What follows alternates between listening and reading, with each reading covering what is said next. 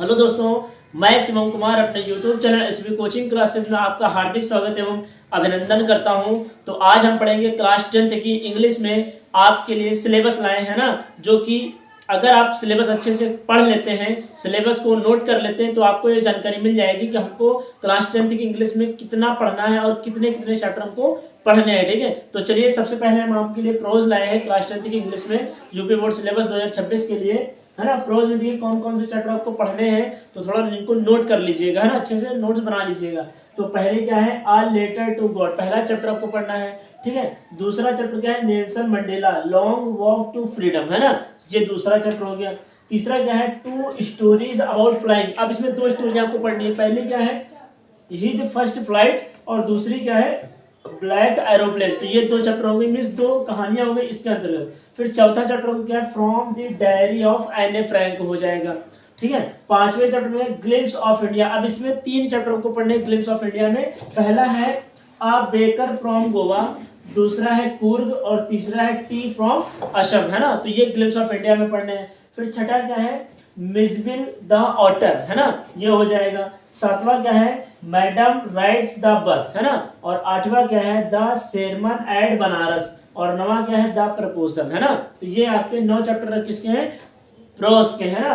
तो आप इनको नोट कर लीजिएगा, अच्छे से इनको नोट्स बना लीजिएगा, प्रॉपरली नोट्स बनाएंगे। और मैं ये उम्मीद करता हूँ, मैं मतलब ये दावा कर मीन्स आपको इतने शानदार तरीके से एक एक चैप्टर की हिंदी बताऊंगा और इसके क्वेश्चन आंसर भी करा दूंगा, ताकि आपके आने वाले एग्जाम में आपको किसी भी सब्जेक्ट में कोई प्रॉब्लम ना हो सके। तो आप इसका स्क्रीनशॉट ले लीजिए। इसके बाद मैं आपको पोएट्री के बारे में बता देता हूँ और शॉर्ट स्टोरीज के बारे में बता देता हूँ, फिर ग्रामर, है ना। तो आप इसका स्क्रीनशॉट ले लीजिए, ठीक है।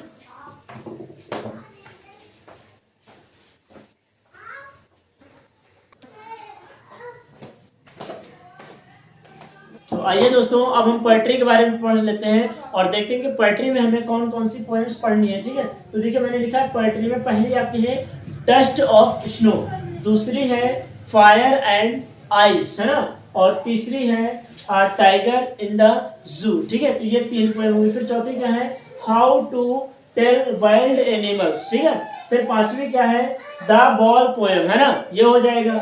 6 नंबर में क्या है, अमेंडा, जो कि आपकी इंपॉर्टेंट पोएम है। फिर 7 नंबर क्या है, द ट्रीज, है ना।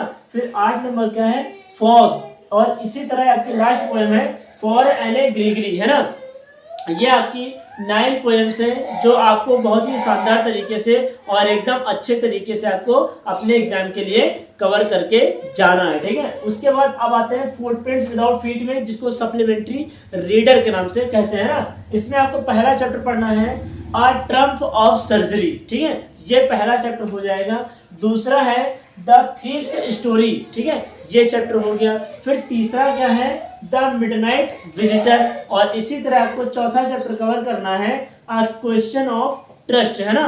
फिर ये हो जाएगा 5वां फुटप्रिंट विदाउट फीट। ये आपको पढ़ने सब, और इसीलिए हम कहते हैं सिलेबस आप नोट कर लीजिएगा।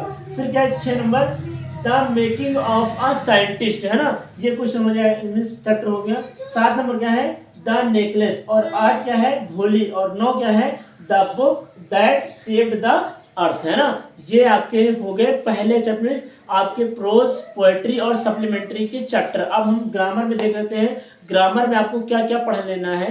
तो पहला हो जाएगा लेटर या फिर एप्लीकेशन, ये पढ़ लेना है। फिर दूसरा क्या है, आर्टिकल आपको पढ़ लेना है। ठीक है, आर्टिकल को दूसरी भाषा में निबंध ही कहते हैं, इससे। ठीक है, फिर तीसरा क्या है, part of speech. Parts of speech आपको पता होगा, noun, pronoun, verb, adverb, adjective, conjunction, preposition, interjection, ये सब आपको पढ़ लेना है। ठीक है, फिर उसके बाद क्या है, 4 नंबर पंक्चुएट करना है सेंटेंस को, पंक्चुएट हम बताएंगे सब। ठीक है, पंक्चुएट। फिर क्वेश्चन 5 में क्या है, प्रीपोजिशन पढ़ लेना है। और 6 में क्या है, एक्टिव एंड पैसिव वॉइस पढ़ लेना है। और उसके बाद 7 नंबर में डायरेक्ट एंड इनडायरेक्ट स्पीच, जिसको दूसरी भाषा में नरेशन बोलते हैं। ठीक है, ये हो जाएगा। फिर 8 नंबर क्या है, ट्रांसलेशन, और लास्ट में आपको एक अनसीन पैसेज मिलेगा। ठीक है, तो ये रहा आपका क्लास 10th की इंग्लिश का सिलेबस, है ना, जो कि आपके लिए मोस्ट इंपॉर्टेंट है। पहले आप अगर ये आप अच्छे से नोट कर लेंगे, तो आपको जब मैं पढ़ाऊंगा इंग्लिश, तो आपको समझ में आ जाएगा कि ये हमारे सिलेबस में इतना कुछ हमारे चैप्टर दे रखे हैं। ठीक है, तो उम्मीद करते हैं कि आपको यह जानकारी